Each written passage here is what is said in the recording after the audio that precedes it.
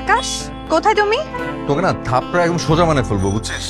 তোরা মানা করছিস যে আমার নাম ধরে ডাকবি না, আমি তোর বড়। আমি তোমার নাম ধরে ডাকবো না, কি বলে ডাকবো? ও গো, হ্যাঁ গো, এইসব বলে রাখবো?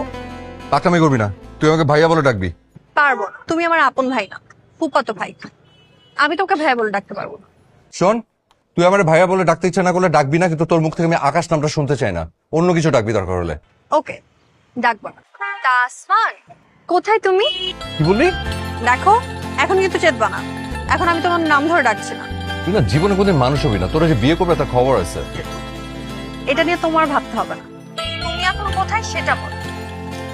আমি ক্যারাম খেলতেছি, জিতলে কাছে ফ্রি। কাচ্চি আমি খাওয়াবো, তুমি এখন ফুড কোর্টে চলে আসো। পারবো না, পসিবল না। খেলা হচ্ছে যুদ্ধের ময়দানের মতো, বুঝছিস? যুদ্ধের ময়দান রেখে পুরুষ পলায়ন করে না। খেলা মানে যুদ্ধ? তা তোমার এই যুদ্ধ কখন শেষ হবে শুনি? যাই না। আচ্ছা, তুমি যুদ্ধ শেষ করে আসো, আমি ফুড কোর্টে ওয়েট করছি, তুমি এসে কল দিও। ইয়েস! ফুড কোর্টে যাবো কেন, কি হয়েছে?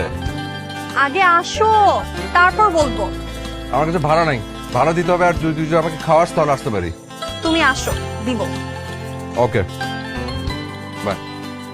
বাই।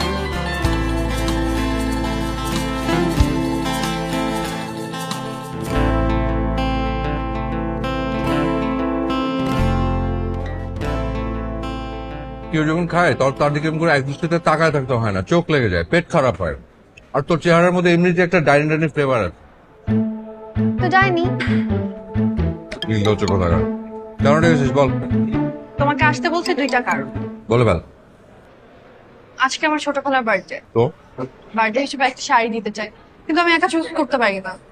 তুমি এখন গিয়ে আমাকে একটা শাড়ি পছন্দ করে কিনে দিও। আমি নিজে চীনে একটা লুঙ্গি কিনতে পারি না, আর তুই আসিস আমাকে তুই শাড়ি কেনাতে?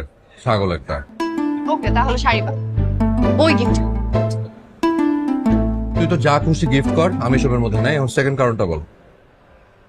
দ্বিতীয় কারণটা হচ্ছে তোমাকে দেখতে খুব ইচ্ছে হচ্ছিল। তুই চুপ করে আছিস কেন, বল। ওইটা তোমার জানা দরকার, তুমি বুঝবা। কি যে ঢঙ্গি একটা, মানে কোত্থেকে যেসব ঢং শিখলি। আচ্ছা,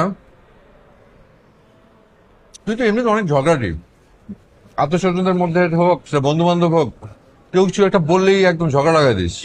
আমি যে তোকে এত কিছু বলি, এই যে পাগল বললাম, ছাগল বলি, ঢঙ্গি বললাম, তুই কোনো রিয়াক্ট করিস না কেন? করো নাকি?